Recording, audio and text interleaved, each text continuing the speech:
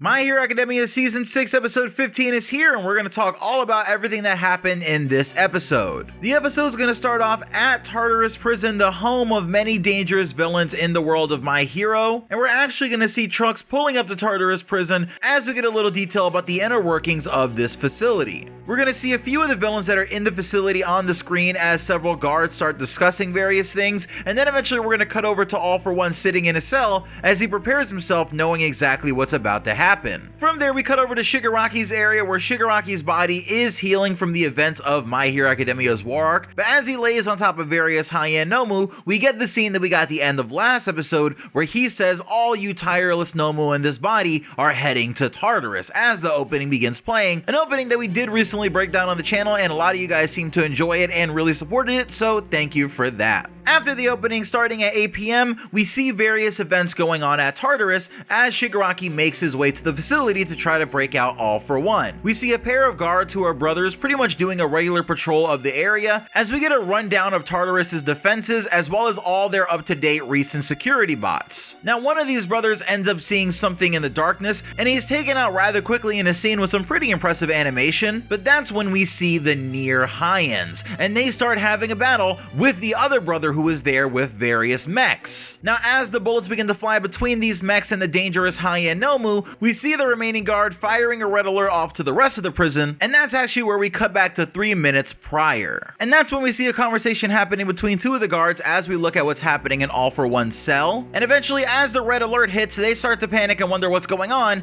as they start doing their duty and trying to figure out how to keep the prison locked down with all the prisoners contained. And one of the measures that they take is of course by shutting down the bridge that leads to the prison, but that doesn't really matter since Shigaraki is flying on top of a Nomu. The prison releases a mass amount of air drones to try to take Shigaraki out of the sky, but he destroys all of them rather easily with some really good animation of all of them just popping into beams of light in the sky, and then we see Shigaraki continue to make his way into the facility. It's here where we get a slightly extended scene of all the artillery and all the robots that are shooting at Shigaraki trying to take him down from the sky, and we get an internal look at All For One in the Vestige world with Shigaraki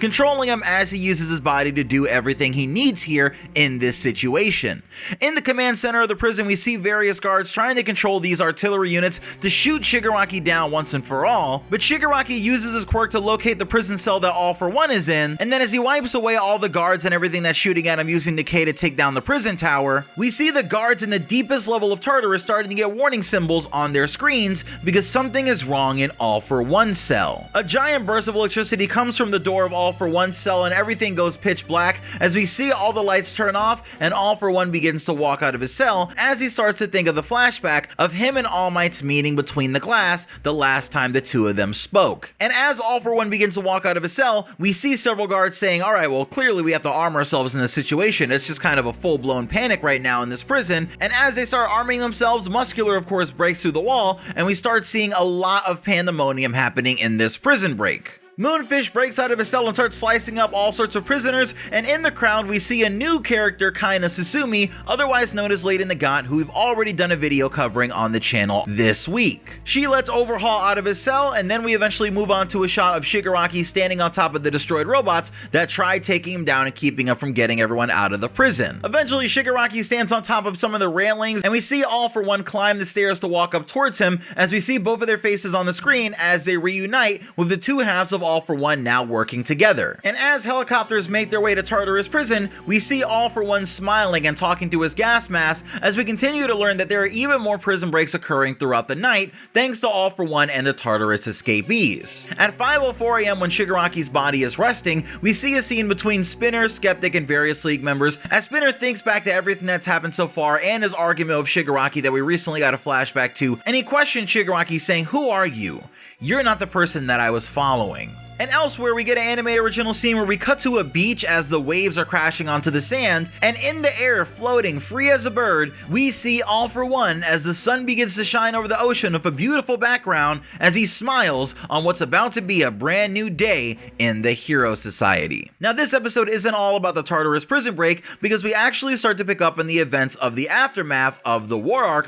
where we see a lot of our characters actually waking up in the hospital. Everything starts with Bakugo waking up in his hospital bed fled, and we see Central Hospital, which is a location that all the heroes have been taken to, and Mineta ends up reacting to Bakugo waking up, but that's when Bakugo finds out that not everything is right with all the other 1A students, namely Deku. As we continue to find out the status of the other characters in the war arc, we see a flashback of Gran Torino along of Nanashimura as he wakes up in his hospital room, and then we move over to Aizawa, who's also woken up, but it seems like he has bandages and a patch over his eye as President Mike sits in the chair next to him. Kaminari stands in a room looking at the state of affairs in Japan as Tokoyami and Jiro sit next to him, and we see some of the characters who really didn't get injured all that much, like Mina, Shoji, Momo, and Kirishima sitting next to Shoto as he wakes up, and we start to learn a little more about the Todoroki family situation after Dabi's reveal that he was Touya Todoroki and everything that he's done to the news. Shoto gets really sad and depressed and starts thinking about everything that went on in his family and everything that went on regarding his family in the war arc, but we see Fuyumi actually coming in and interrupting his sad moment before we cut away to Bakugo, who's in the hallway being extremely loud, trying his best to make his way over to Deku's room. And as the camera pans, we see All Might sitting in Deku's room as it's revealed that Deku hasn't woken up, as the camera slowly zooms in on Deku, who's still in his hospital bed, and that's where the credits roll. Next week, it seems like we're going to be going over Hawks' backstory, but if you already want to know everything going on of that, you can check out my video discussing all of Hawks' backstory explained in the end card at the end of the video. And also today, I also uploaded a video where I recreated Deku as an AI, and I had him answer a lot of your questions and some interesting questions that I thought of, so you can check out that video also in the end screen or in the description below. I thought that was a really interesting episode of My Hero Academia. I really liked how they handled the prison break, and namely how they really didn't waste the entire episode trying to do that, and they did save just enough time to get to the aftermath with the hospital and do a good cliffhanger with Deku being in a coma, which I don't know if is going to be resolved by next episode, since again we are going over the Hawks backstory. No absolutely insane omega crazy animation in this episode or anything like that, but that's kind of to be expected because this is one of those in between episodes, and I'm sure again next week as we're covering the Hawks backstory, I'm sure they're also going to squeeze in a lot of the Touya Todoroki backstory and a lot of the stuff that we ended up covering in the day that Touya Todoroki became Dabi, because I believe the episode title for the next episode is The Hellish Todoroki Family Part 2.